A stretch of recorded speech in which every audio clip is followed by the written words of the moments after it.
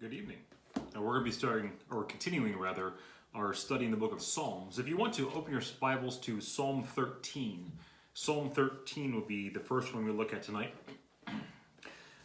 I tried to piece things together a bit more organized this time around. I say a little bit more organized.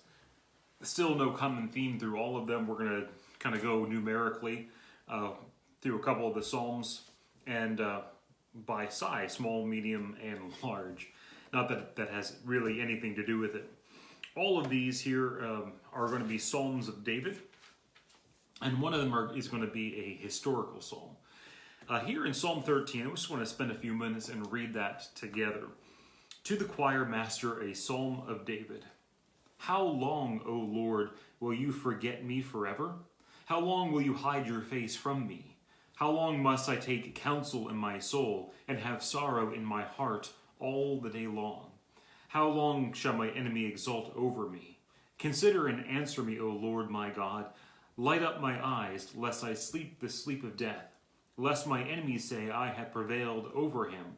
Lest my foes rejoice because I am shaken. But I have trusted in your steadfast love. My heart shall rejoice in your salvation. I will sing to the Lord because he has dealt bountifully with me. This question comes up in verse 1, how long, O Lord? It's a somewhat common question that gets asked over and over again throughout the Psalms. It gets asked in Psalm 79. It gets asked again in Psalm 89, in Psalm 44. These questions come up over and over again. The same question comes up in Lamentation chapter 5, in Jeremiah's book of Lament. And that question even comes up again in Revelation chapter 6 when you're looking at the throne room. And the question gets asked there about those who are dead. How long, O Lord? That is an important question to ask. Obviously, it's important for David here in Psalm 13. It's important for other areas in the Psalm and for Jeremiah and also for John as he writes the book of Revelation. How long, O Lord? Our timing is not God's timing. The time frame that we wish things would happen is not always the time frame that God chooses for things to happen.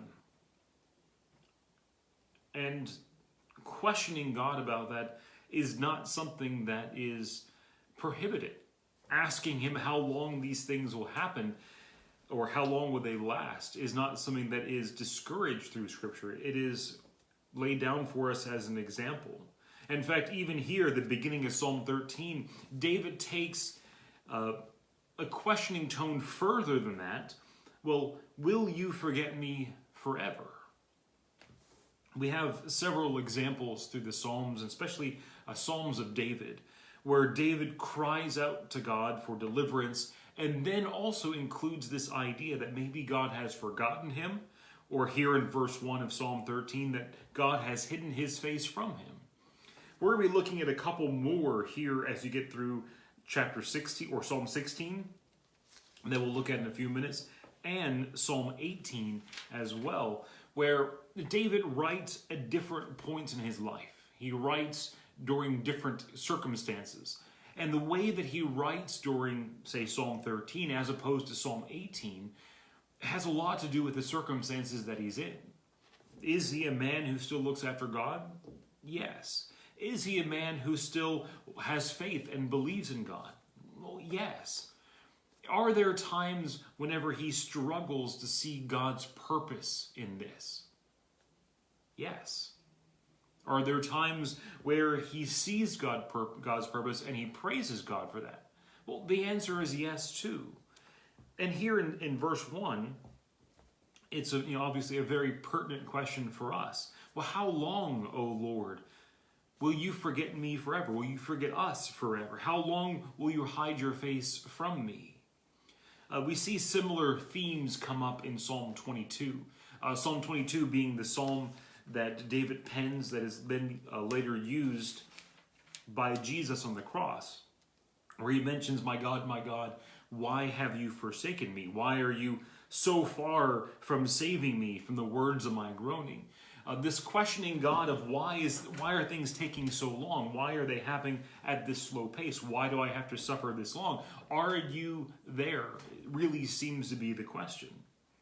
And then in verse 2,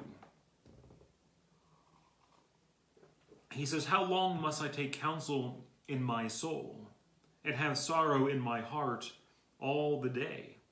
How long shall my enemies be exalted over me? And there's going to be a really neat contrast between Psalm 13 and Psalm 18 that we'll look at here in just a few moments. The idea that he gives here in verse 2 is, how long must I take counsel in myself? How long must I comfort myself or be self-sustained without you? How long must I have sorrow in my heart? And how long shall my enemies exalt over me? One of the interesting things that we see here in the Psalms is we see the psalmist work through his emotions and work through his struggles and not necessarily have a direct answer from God. David asks here in Psalm 13, Psalm 79 and 80 and 89 as well, and 44, I mean, multiple Psalms, the question comes up over and over again, well, how long? And we never see God come and give a direct answer. And we get to work through that with the psalmist as he struggles with this question of how long. And so he pleads in verse 3, consider and answer me, O Lord my God. Light up my eyes, lest I should sleep the sleep of death. Lest my enemies should say that I have prevailed over him. Lest my foes rejoice because I am shaken. He's asking God to consider and answer. This is, again, a common theme throughout the Psalms where we cry to God and request that he answers, recognizing that he can choose not to, that he can choose to not pay attention, and yet he does so often. And so he asks, consider and answer me, O Lord my God, light up my eyes. One of the things that's important to understand from Psalm 13 is the question comes up, how long? And David isn't given a direct answer.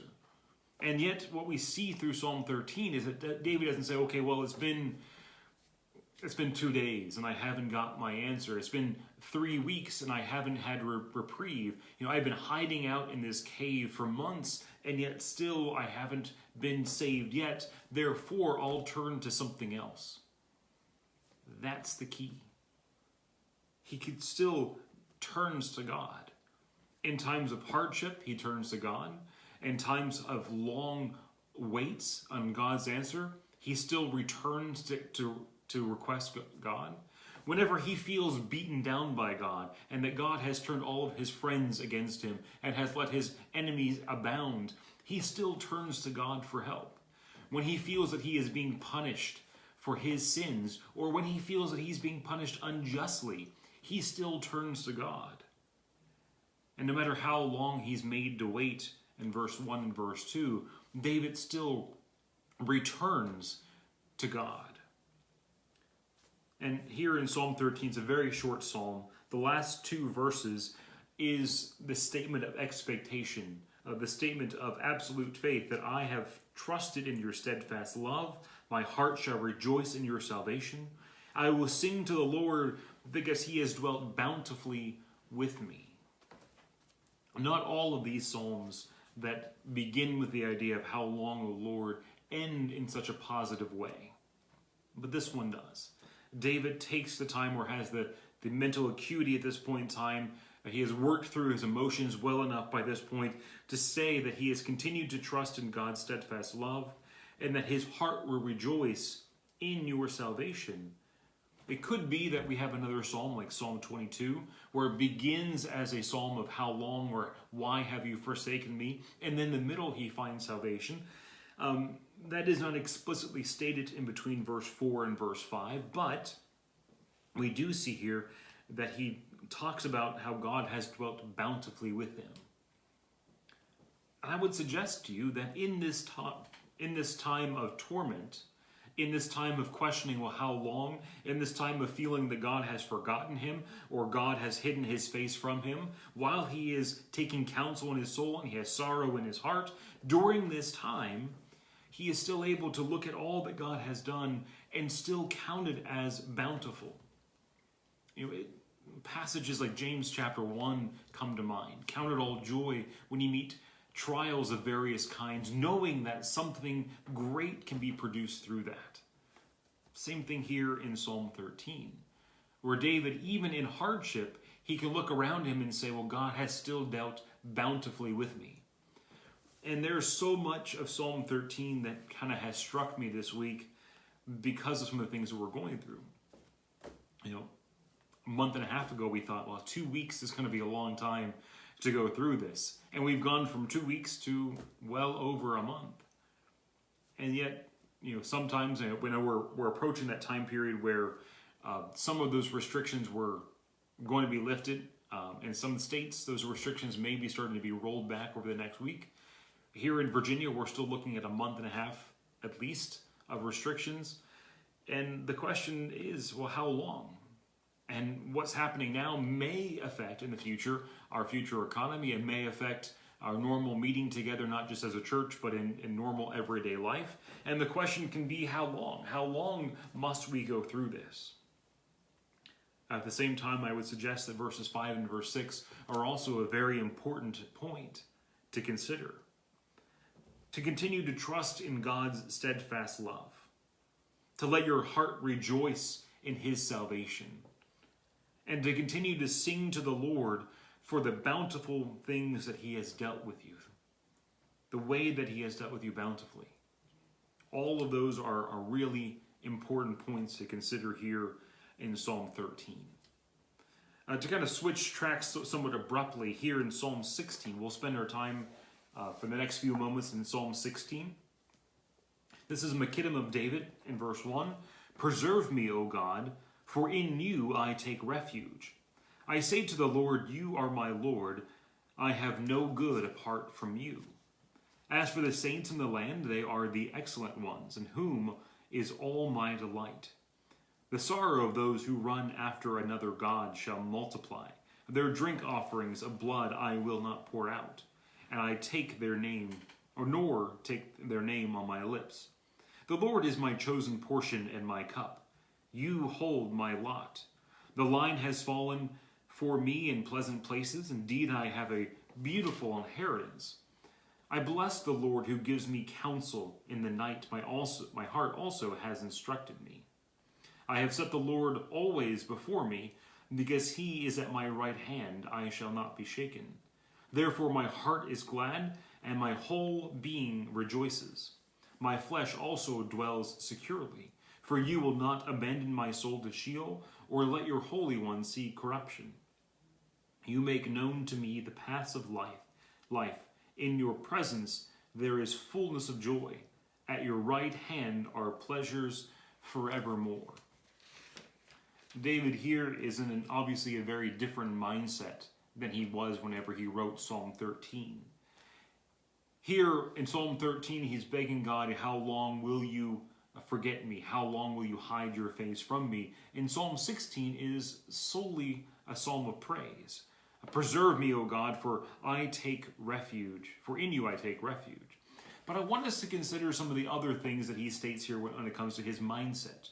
In verse 2, I say to the Lord, you are my Lord, and I have no good apart from you. I mean, James kind of makes a very similar statement that all that is good and right and all that is perfect comes down from the Father of light, in whom there is no variation or shadow to change. I know I'm kind of mixing a couple of those verses together there in James 1. But this statement is something that is, I think, pivotal to the mindset of an individual who's going to be following after God. To recognize that all the good that we could have, true good, comes from God. There are other Psalms, and over in the book of Ecclesiastes, where Solomon wrestles with this, and David wrestles with it in the Psalms, of why is it that good people or evil people sometimes abound or seem to grow rich or wealthy or powerful in their wickedness. And David is making the point, which is in contrast to that all that is truly good comes from God. And that, by extension, the things that come about through evil, while they seem beneficial or seem good for the moment, they aren't truly good. And so he says here in verse 3, as for the saints in the land, they are the excellent ones, in whom is all my delight. We had talked about this last week when looking at some of the other Psalms. Whenever we look up to people, the things that we delight in seeing other people doing, sometimes we don't want to join in wickedness, exactly their wickedness, but we can give our approval to them. David here is making that statement again here in verse 3, that the ones that he's going to look up to, the ones that he's going to rejoice in, the ones that he's going to do all of this for, are the saints in the land. The ones that he's going to put before his eyes as an example is not the wicked. And so he says here, in contrast to that in verse 4, for the wicked, the sorrow of those who run after other gods will multiply. And their drink offerings of blood I will not pour out, nor take their name on my lips. He's not going to defile his lips that praise God with the name of foreign gods. He's not going to be one who participates in their drink offerings of blood. He understands in verse 4 that their sorrows, while temporarily they may succeed in the things that they're doing, they may prosper in their wickedness or in their idolatry, ultimately their sorrows are multiplied. He says here in verse 5 that the Lord is my chosen portion and my cup, and that you hold my lot. And then he's kind of expounds upon that in verse 6. The lions have fallen for me in pleasant places. Indeed, I have a beautiful inheritance. Sometimes whenever we do experience times of great prosperity or times of increase or peace or whatever positive things we want to consider, sometimes that's when we forget who took us there in the first place, who brought us to that point. And David doesn't. He says that the Lord is my chosen portion and my cup, that you hold my lot. And then here in verse 6, he talks about the inheritance and the plots that God has given him. He continues on in verse 7, I bless the Lord who gives me counsel, and in the night also my heart instructs me. I meant to look this up. I know I have a footnote here saying that literally in Hebrew, the word for heart, that is heart instruction, the Hebrew word is kidney. And I forgot to look and see if any English translations render that kidney. We have in our English language different body organs that are associated with feelings or emotion or courage, that don't have really anything to do with it. We talk about people who are yellow belly. We talk about people who have a backbone or don't have a backbone. Someone who has a strong intestinal fortitude, whatever phrase we use. But those are not universal around the world. Not every culture has those same organs for those same feelings. And for the Hebrew, that if you were to have instruction, that doesn't go to the heart, that goes to the kidney. I know that in Venda, for someone who has courage, they have liver. It's just one of those cultural things. It's one of those language things. And so here, if you have it translated in verse 7 as kidney, the best translation into English in our modern colloquialism is heart. And that's why some English translations have done that. You have the option whenever you translate languages to translate word for word, which sometimes loses the meaning whenever you translate, or translate thought for thought. And I think a good balanced system to that is translate word for word as often as you can, up to the point in time where you have to translate thought for thought. So, all of that's to say here in verse 7, if you read there, in the night also my heart instructs me, and it says kidneys in your translation, that's why. Or if you have a footnote that says kidneys and it says heart in your verse, that's why. And so he says that I bless the Lord who gives me counsel, and in the night my heart also instructs me. Now, if you notice, this is a direct, connection, at least, to Psalm 13 in verse 2, where David asks in verse 2 of Psalm 13, how long must I take counsel in my soul and have sorrow in my heart all the day? And now that his mind has changed, now that his circumstances have shifted, he now blesses the Lord for giving him counsel, and in the night having his heart instruct him.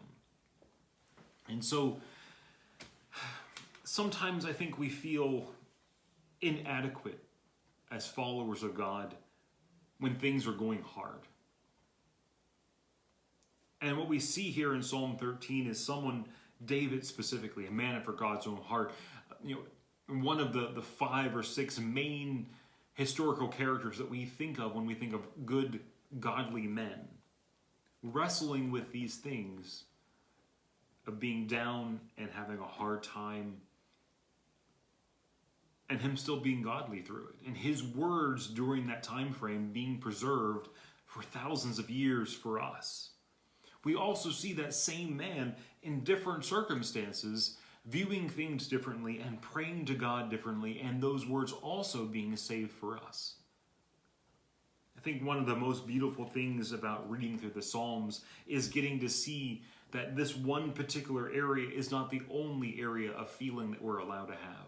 This one type of prayer is not the only type of prayer that is acceptable before God. This one type of sentimentality or this one type of mentality is not the only one that I'm allowed to have before the Almighty. That all of these, as I work through them, as long as I work through them with God and with some proper understanding, that it's acceptable. It's what God desires from us.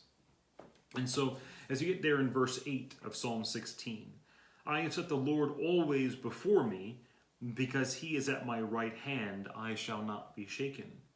Therefore my heart is glad and my whole body rejoices. My flesh also dwells secure. And then verse 10 is probably a verse that sounds somewhat familiar. For you will not abandon my soul to Sheol, nor let your Holy One see corruption. If it sounds familiar, it may be that you're very well acquainted with Psalm 16, or Acts chapter 2, when Peter preaches there on the day of Pentecost.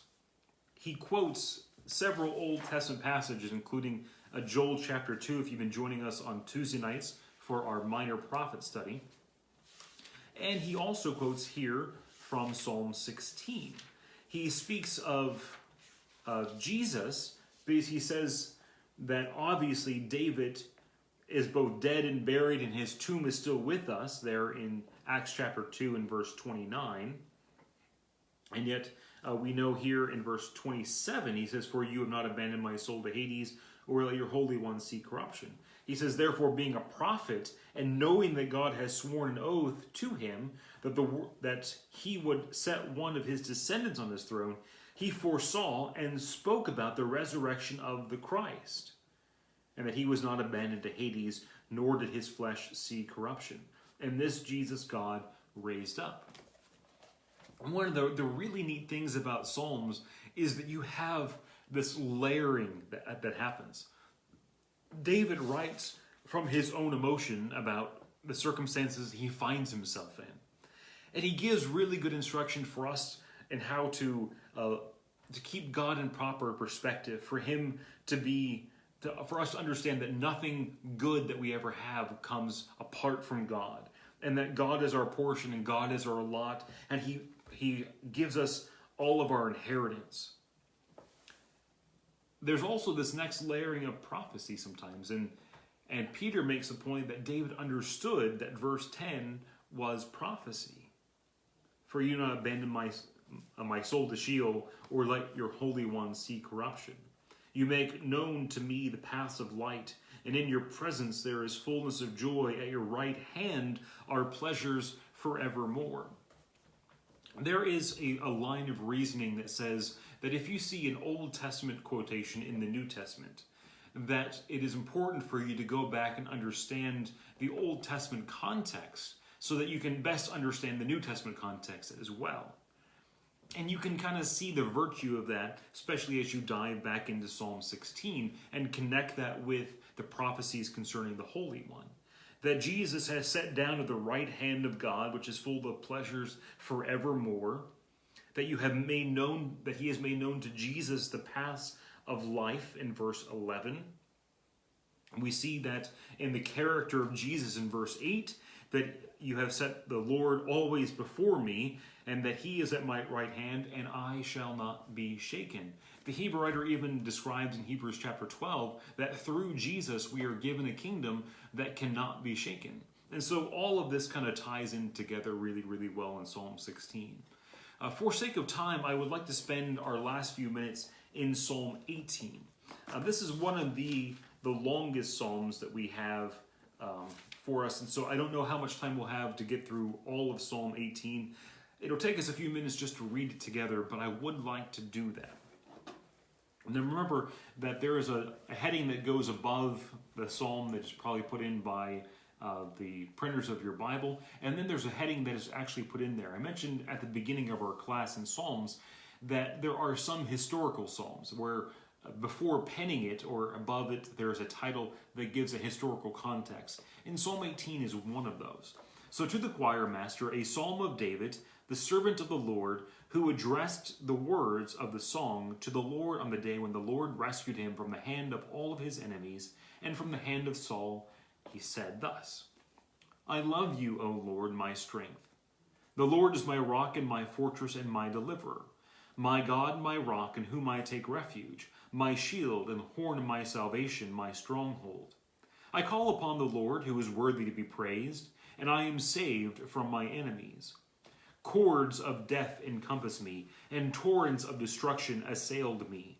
The cords of Sheol entangled me, and the snares of death confronted me. In my distress I called upon the Lord, and to my God I cried for help. From his temple he heard my voice, and my cry to him reached his ears. Then the earth reeled and rocked. The foundations also of the mountains trembled and quaked because he was angry. Smoke went up from his nostrils, and a devouring fire from his mouth. Glowing coals flamed forth from him. He bowed the heavens and came down. Thick darkness was under his feet. He rode on a cherub and flew, and came swiftly on the wings of the wind. He made darkness his covering, his canopy around him, thick clouds, dark with water. Out of the brightness before him, hailstones and coals of fire broke through his clouds. The Lord also thundered in the heavens, and the Most High uttered his voice. Hailstones and coals of fire, he sent them out. He sent out his arrows and scattered them, his flashing forth of lightnings and routed them. Then the channels of the sea were seen, and the foundations of the world were laid bare. At your rebuke, O Lord, and at the blast of the breath of your nostrils. He sent from on high. He took me. He drew me out of many waters. He rescued me from my strong enemy, and from those who hated me, for they were too mighty for me. They confronted me in the days of calamity, but the Lord was my support. He brought me out into a broad place. He rescued me because he delighted in me. The Lord dwelt with me according to my righteousness, according to the cleanliness of my hands he has rewarded me. For I have kept the way of the Lord, and have not wickedly departed from God. All of his rules were before me, and his statutes I did not put away from me. I was blameless before him, and I kept myself from my guilt. So the Lord rewarded me according to my righteousness, according to the cleanliness of my hands in his sight. With the merciful you show yourself merciful. With a blameless man you show yourself blameless. With the purified you show yourself pure, but with the wicked you make yourself seem torturous. For you save a humble people, but the haughty eyes you bring down. It is you who light my lamp. The Lord my God lightens my darkness. For by you I can run against a troop, and by my God I can leap over a wall. This God, his way is perfect. The word of the Lord proves true. He is a shield for all those who take refuge in him. For who is God but the Lord? And who is a rock except our God? The God who equipped me with strength and made my way blameless. He made my feet like the feet of a deer and set me secure in the heights. He trains my hand for war so that my arm can bend a bow of bronze. He has given me the shield of salvation, and your right hand supported me. Your gentleness made me great, and gave a wide place for steps under my feet, and my feet did not slip. I pursued my enemies and overtook them, and did not turn back until they were consumed. I thrust them through so that they were not able to rise, and fell under my feet. For you equipped me with strength for battle, and made those who rise up against me sink under me. You made my enemies turn their backs to me, and those who hated me I destroyed. They cried for help, but there was none to save, and they cried to the Lord, but he did not answer them. I beat them as fine as dust before the wind, and I cast them out in the mire of the streets. You delivered me from strife with the people. You made me the head of nations. People whom I have not known served me. As soon as they heard of me, they obeyed me. Foreigners came cringing to me, and foreigners have lost heart and came trembling out of their fortresses. The Lord lives, blessed be my rock. Exalted be the God of my salvation. The God who gave me vengeance and subdued people under me, who delivered me from my enemies. Yes, you exalted me above those who rose against me. You rescued me from the man of violence. For this I will praise you, O Lord, among the nations, and sing to your name. Great salvation he brings to his king, and shows steadfast love to his anointed, to David and to his offspring forever. I know it's a lengthy reading, but it's such a great psalm. So I know that as we read through it, probably some of those verses seem very familiar. There are a number of songs that have become popular in the last few years that take particular verses out of Psalm 18 and to use them in modern songs. Obviously, because it's such a great psalm. So the historical reference is right after David is rescued from the hands of his enemies and from the hands of Saul. That's what it says there in the title. So he starts off with, I love you, O Lord, my strength. Sometimes we are people who struggle with voicing our emotions exactly. And maybe I'm speaking primarily to other men. We don't tend to be people who are always frank with our emotions. David, however, is forthright when he says, I love you, O Lord. And sometimes maybe that does lack in our prayers. He reiterates in verse 2 that the Lord is my rock and my fortress and my deliverer, my God and my rock in whom I take refuge, my shield and the horn of my salvation.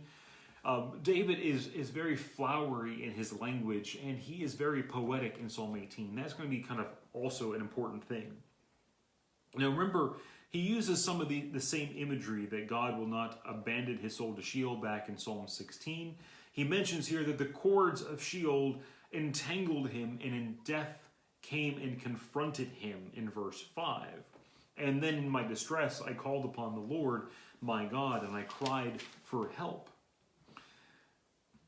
In all of these Psalms you have, in Psalm 13, Psalm 16, and Psalm 18, you have David speaking of death and of this despair. In Psalm 13, he asked God to consider him and to answer him, lest he should sleep the sleep of death. In Psalm 16, he makes the point that you will not abandon my soul to Sheol. And then in Psalm 18, he says, the cords of Sheol entangled me, and the snare of death confronted me, and in my distress I called to God, and to my God, and to the Lord I cried for help. And then he uses very poetic language to describe the immense power that God can use in answering prayer. From his holy temple he heard my voice, my cry has reached his ears. And then the earth reeled and rocked, and the foundations of the mountains trembled and quaked, because he was angry. Smoke went up from his nostrils. This is a word picture of God's glory. I know we had talked about that. It's been a few years now, I think, since we've gone through a lesson on God's glory. But these are some word pictures that are painted to describe things that really cannot be fully described. What is it like when God answers our prayers? Whenever we have the ear of the Almighty and he decides to act. What does that look like? Well, David gives us a very poetic answer for that. I don't think that these are literal terms as you go through 1st and 2nd Samuel, and you go through the struggle of David and Saul. I don't think we see a point in time where literally that there are glowing coals and flaming fire that comes from heaven, or that the foundations of the deep are laid bare at the breath of his nostrils. I don't think we see the Lord flying on the cherub, and that he made thick clouds under his feet as he flew through the sky. I think all of this is a symbolic, poetic language to describe an immensely powerful God answering the prayers of someone who cries to him. Which is really a neat thing as you look at Psalm 13 and in connection with Psalm 18.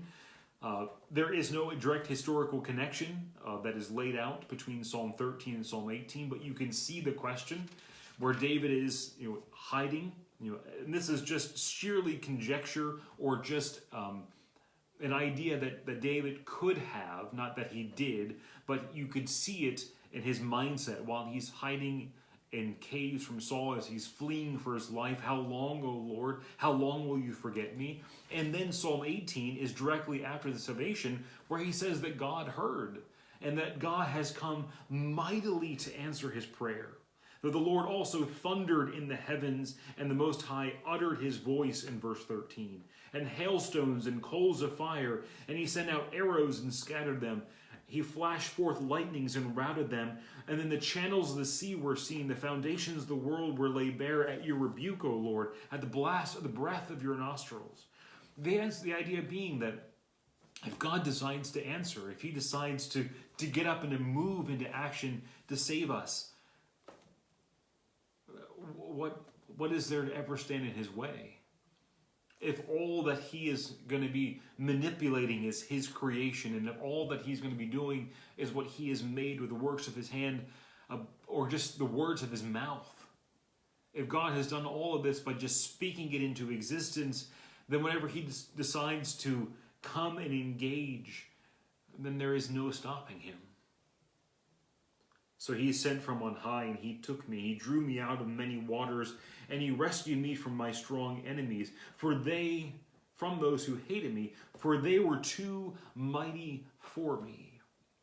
One of the things that David realizes and recognizes and states before God is that his enemies were too strong for him, that his salvation did not come by his abilities. David has taken down Goliath by this point in time. He has ripped open a lion with his own hands. He is commanding men in battle already. He is well accomplished in feats of strength. And yet, as you go through Psalm 18, he attributes all of that to God. He mentions in verse 34 that God trains his hand for war and made his arm strong as to bend a bow of bronze. And is God who is his strength, and is God's right hand who supports him. He has made wide places for his feet, and that I have pursued my enemies and overtaken them because of all the things that God has done. I want us to consider whenever we have our prayers answered, to maybe view it a little bit the way that David views it here in Psalm 18. Sometimes we have an issue just remembering that we prayed in the first place and that God did answer. And sometimes we feel pretty good if we say a prayer of thanks and pat ourselves on the back because, well, we thank God for the things that he's done, without maybe ever recognizing fully God's immense power and ability, and that everything comes from his hand. And that's what David does here in Psalm 18. He recognizes the immense power in which God moves and works inside of his creation, and that not only this salvation comes from him, but all the things that led up to it, and all the things that will continue long after this one moment in time came directly from God.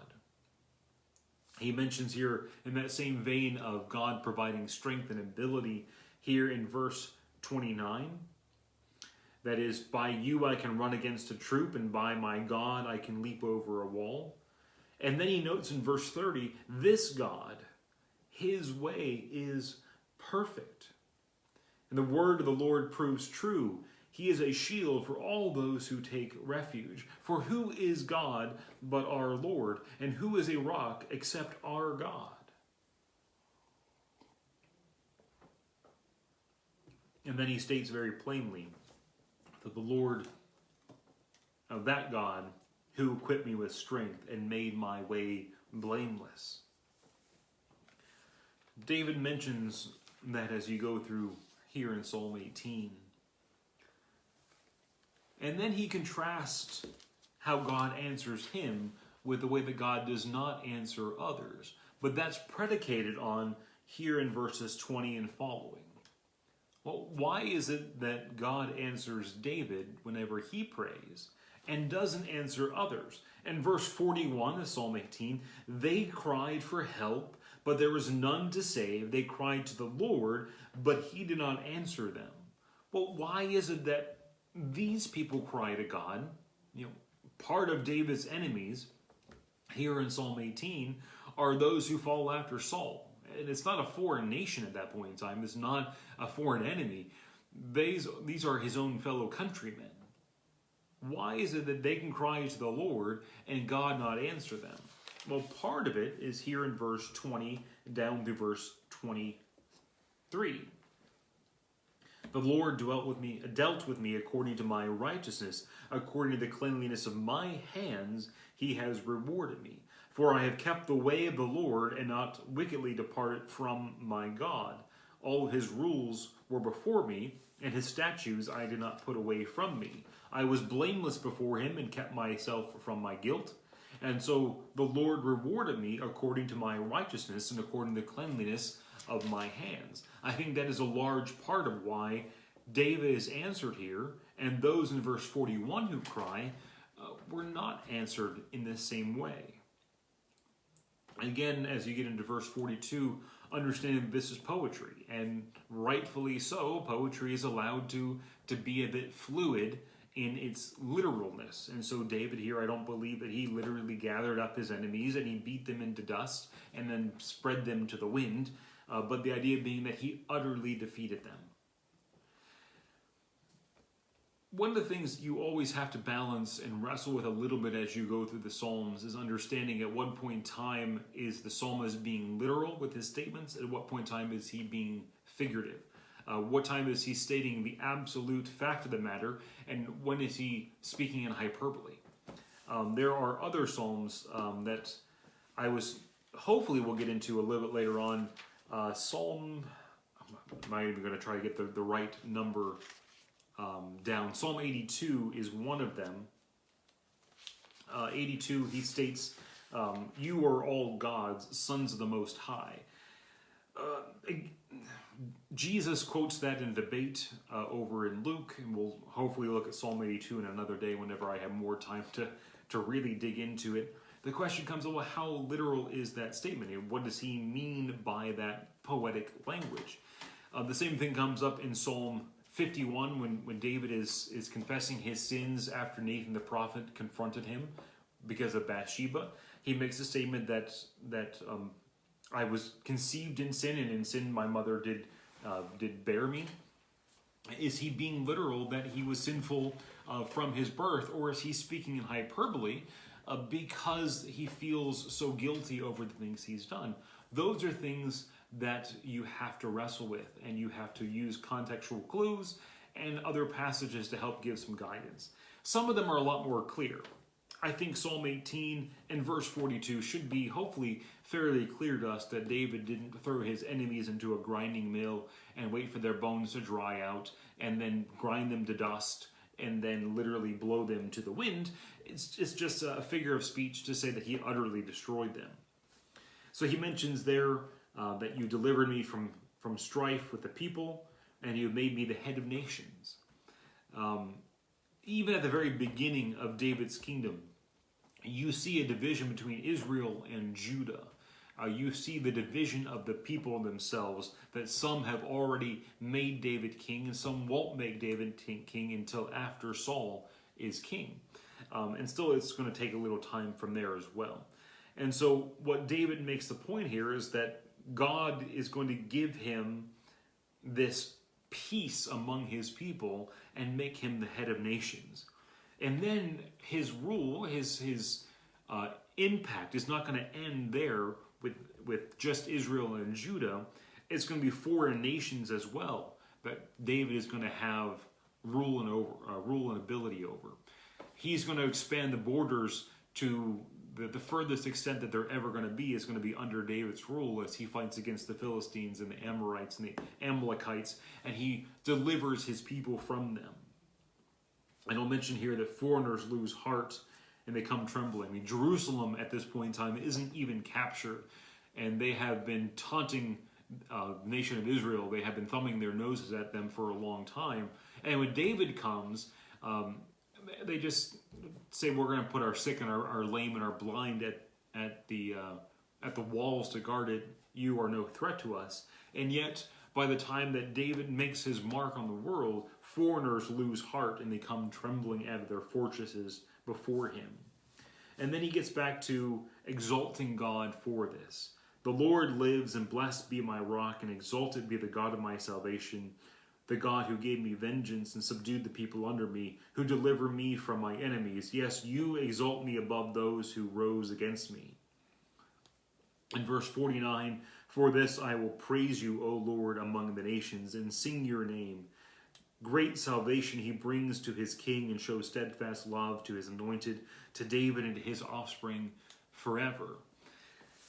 You know, that God is going to continue this. And so you see the historical context of the phrasing there in the title, that this happens right after he's delivered. It makes sense why David writes this. I hope that you understand or appreciate and look towards Psalm 18 a bit more in the future. It's such a beautiful psalm. So I knew that Psalm 18 was going to be a long one. I know it was going to run a bit long, so that's going to be our time for tonight. We only got to go through 3 psalms, but I hope that they're psalms that are really helpful to you. So we went through Psalm 13, if you're just kind of joining us, Psalm 16 and Psalm 18, and I appreciate you guys studying with us tonight. Next week we'll pick out a few more, and we'll do the same thing all over again. I'm not sure how long we'll go through this. I know that we could easily go through more and more psalms through the time. I've been eyeing Proverbs, and if you guys are interested in Proverbs, we may turn our gaze over to Proverbs soon. I don't know the last time that you've been through Proverbs. It's been a long time since I've been through the book of Proverbs with a class, and it may be, while we're going through some more this unfortunate way of holding classes, we may go through the book of Proverbs soon. All of that's up to debate. If you guys have any input, I'd love to hear it. And I hope that you guys are staying well. And Lord willing, we'll get to meet with some of you on Sunday. Have a great night.